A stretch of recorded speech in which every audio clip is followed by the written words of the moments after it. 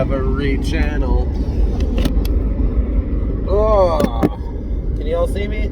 Yeah, sort of. It's dark.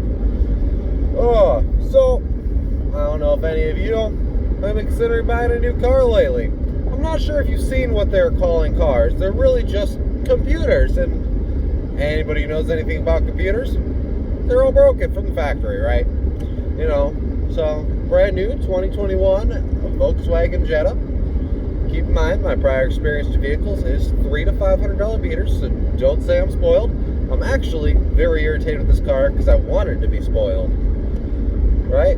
You know, you figure you're going to buy a new car. When you pull that up button on the window, that window's going to roll up. Wrong. Ooh, Audi.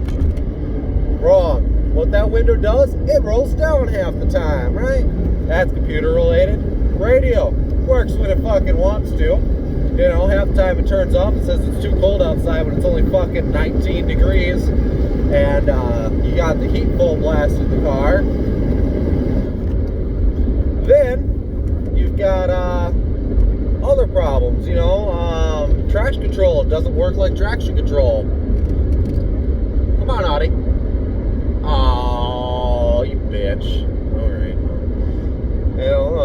You know, generally there's the off button for traction control or an on. So you hit the off, your traction control should be, logically, no longer working. You shouldn't have to worry about individual brakes kicking on and making your car slide more when you're doing stupid shit. You want it to be a controlled slide, not your car's changed the mind about how this slide was going to go.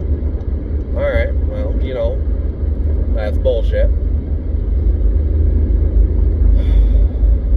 Your gas door should open when you pull the stupid button to make it open. It's a brand new car.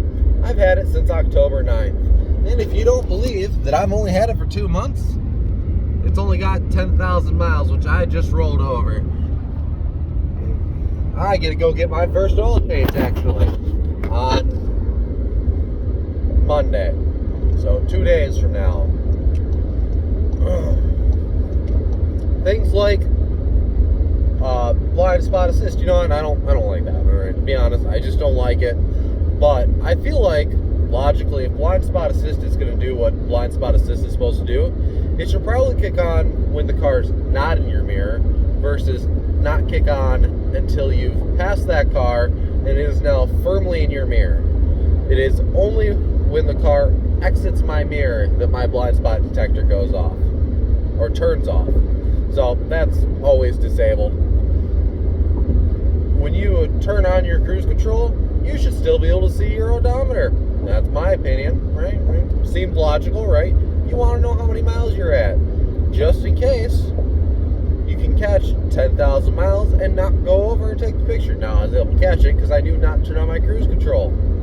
You know, Black Friday, there's no cops out. You don't got to worry about your speed. Just keep on cruising, bud. No, that's not how that works. Yeah, no. Honestly, you're thinking about going to buy a new car, don't do it. It's a waste of fucking money. The only positive note I have about this car is it's $22,500 that I'm supposed to pay for it. If I went and sold it third party today, I'd get $28,000. Problem is, that $6,000 would disappear before I found another car in the current prices. Just doesn't do me any good. I go buy a truck, but I couldn't go buy a car I wanted with $6,000 because I wouldn't be able to find it before the $6,000 disappeared because somebody wanted it. Oh, the clutch pedal. Oh, let me tell you about this clutch pedal, right?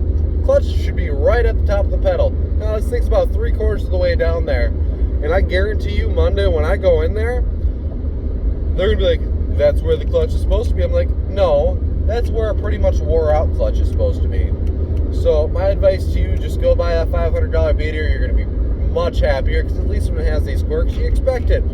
You can rig it because it doesn't have a computer that's causing it, you know.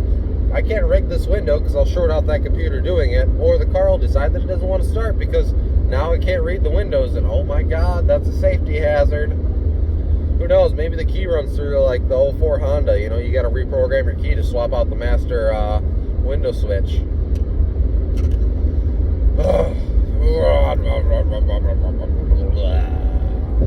Yeah, not come with anything better than rants right now. I swear at some point I will. You know, my buddy just totaled his Impala. We're probably going to try and recoup him some money, parting that out. Maybe I'll do some videos on that. We'll see. But yeah, don't buy a new car. That's what I got for you. The laundry list just goes on, to be honest. It's a nightmare. And the worst part, come July, I'll be well through this 40,000 mile warranty, and I'll be having to buy new car parts. And I can't imagine that those cost anywhere near as little as the cars I generally drive car parts. I'm sure I'm not finding any of these things in the junkyard. They've only made them for 3 years. Maybe, but they'll probably want a fortune anyways. Even the good junkyard I go to hides the new cars. They don't let me pull the parts off those.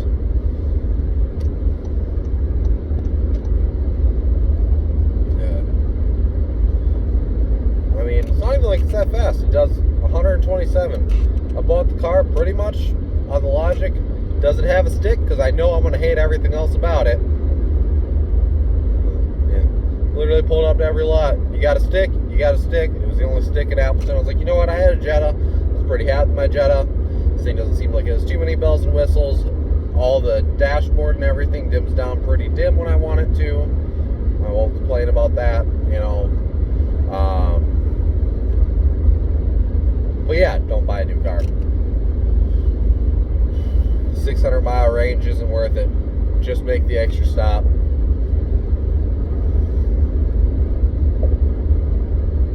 I drive way too many miles to want to deal with these. Hell, it doesn't even come with for $22,000, and there's not even a sunroof in the damn thing. If I wanted a sunroof, I'd lose the stick shift.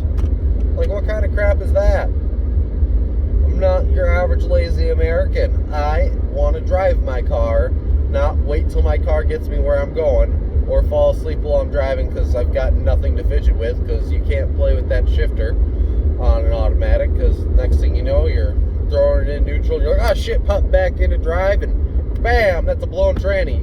You can't trust an automatic tranny. You just can't. They will never make a bulletproof automatic tranny. Now y'all are going to be like, but the 4L80, you can bulletproof it, or the, yeah, that's the only one I've ever heard of anybody really solidly try and convince me that you can bulletproof it. It's still going to go bad, and it's still going to be a pain in the ass.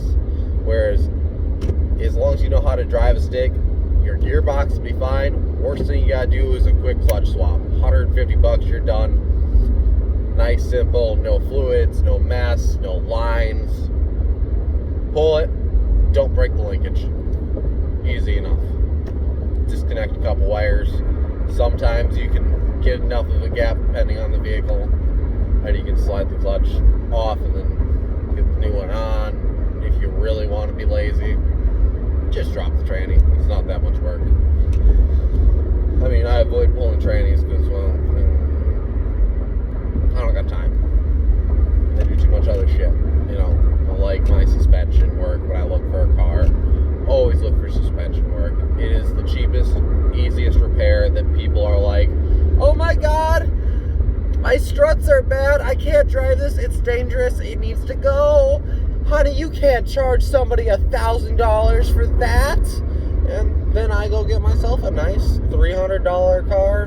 Need some struts. I maybe do the struts. I maybe leave it that way. Maybe it just needs some shocks, you know. Shocks are easy. $30 a piece on Rock Auto. Struts, you're usually talking $200. Bam. $500 into a good running vehicle as far as I'm concerned. I don't care about a minor misfire or something like that, because you know what?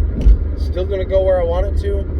And honestly, the more issues there are with the car, the more you can beat the shit out of it and not give a fuck. You know, when you spend too much on a car, you're like, well, I got 40,000 miles to break every part on this vehicle, so it's a brand new car when my warranty ends. Which, so far, is not going well. I've hauled a tranny to Michigan. I've driven over some big fucking tracks, and this thing just keeps going. It's like it's literally designed to like 40,001 miles. I'm going to have a disabled car because the parts are too expensive to replace. Yeah.